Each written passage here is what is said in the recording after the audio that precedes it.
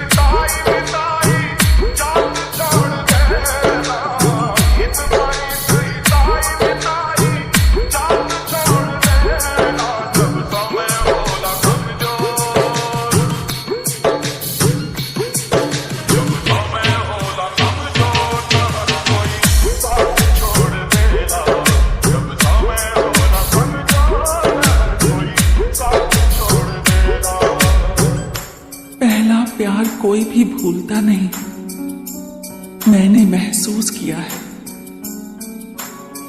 ये आज भी रानी से मोहब्बत करते हैं। जब आप अपने पिता की खुशी के लिए हमसे शादी कर सकते हैं, तो हमारी खुशी के लिए उस लड़की से शादी क्यों नहीं करेंगे आप?